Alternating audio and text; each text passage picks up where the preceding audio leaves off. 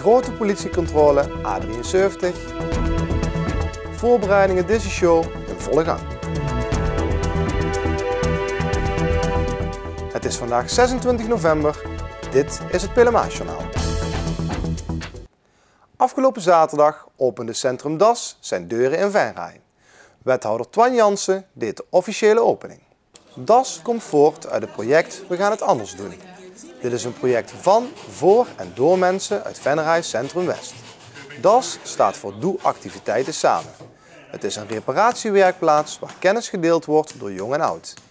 De jongeren helpen de ouderen bijvoorbeeld met computerprogramma's en de ouderen helpen de jongeren met bijvoorbeeld timmerwerkzaamheden. Daarnaast gaan er ook tal van andere activiteiten als bijvoorbeeld bloemschikken plaatsvinden. Ook Sinterklaas was zaterdag aanwezig om de nieuwe aanwinst in Venray te bezichtigen. Wie afgelopen donderdag of vrijdagnacht gebruik maakte van de A73 werd ter hoogte van Oerlo en Kasterij geconfronteerd met een uitgebreide politiecontrole.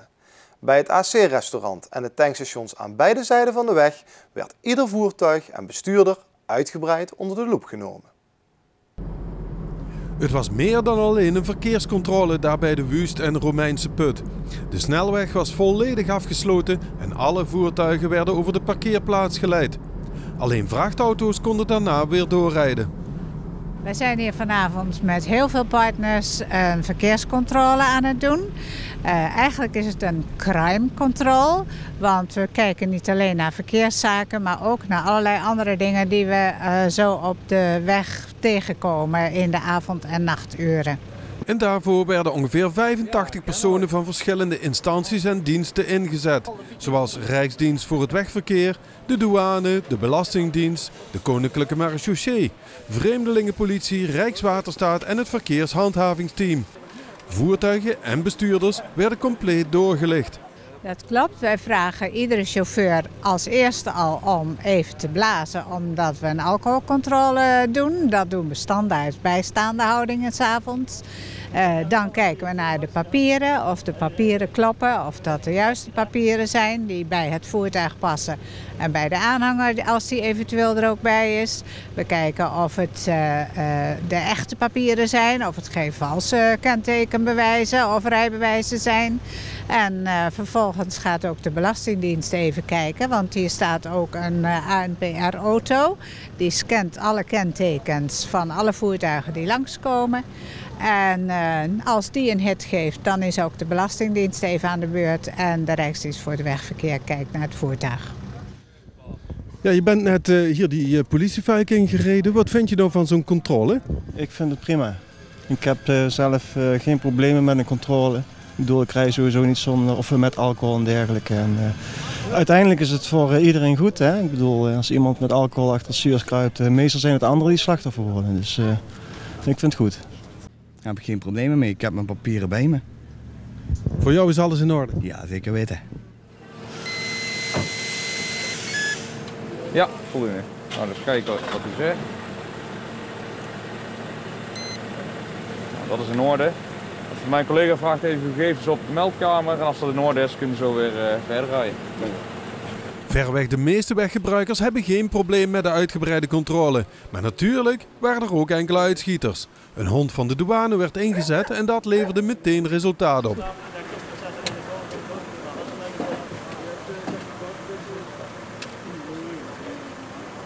Onder het hoesje van de versnellingspook werden een aantal zakjes wiet gevonden. En dat leidde meteen tot de aanhouding van de 3 personen die in de auto met Duits kenteken zaten. We hebben tot nu toe wat drugs gevonden. De drugshond is al bezig geweest in auto's. Die heeft al doorzoekingen gedaan. We hebben wat buitenlanders. We hebben wat geld geïnd. Uiteindelijk natuurlijk de collega's van de Belastingdienst is al bezig geweest. Er is hier ook een parketsecretaris die namens justitie ook meteen zaken kan doen. Die kan boetes innen tot €2000 en dat kan dan ook gelijk afgerekend worden. De cameraploeg van het bekende tv-programma Wegmisbruikers was ook aanwezig.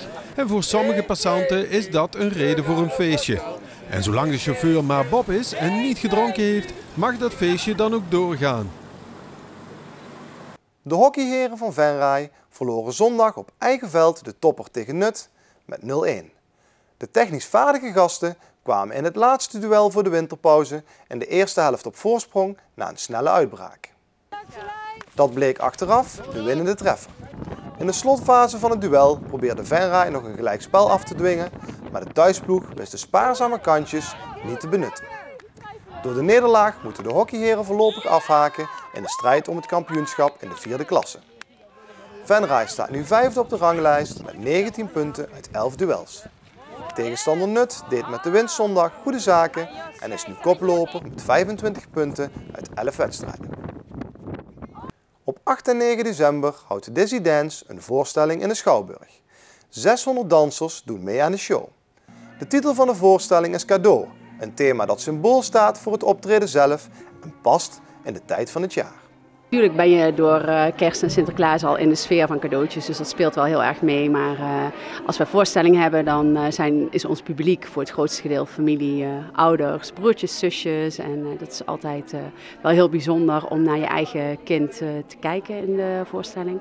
Nou, na de vorige voorstelling, die was in juli 2011, toen kwam er een moeder naar mij toe en die zei van, oh, het is echt zo leuk altijd die voorstelling.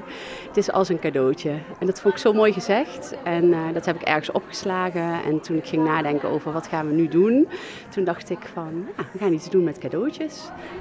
Het thema loopt als een rode draad door de voorstelling heen. De voorbereidingen zijn op dit moment in volle gang. Gisteren was de eerste repetitie in de aula van het Raailand College. En dan zien we alles voor het eerst achter elkaar. We proberen ook om heel veel vaart te hebben in de show. Dus ik laat ook altijd alle muziek mixen.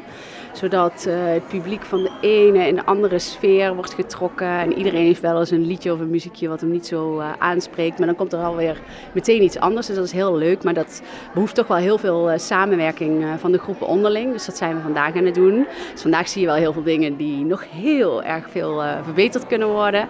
Maar dat gaat helemaal goed komende 2 weken. Dan hebben we nog 2 repetities in de Schouwburg zelf. En ja, dan gaan we ervoor, zou ik maar zeggen. Dus komt helemaal goed.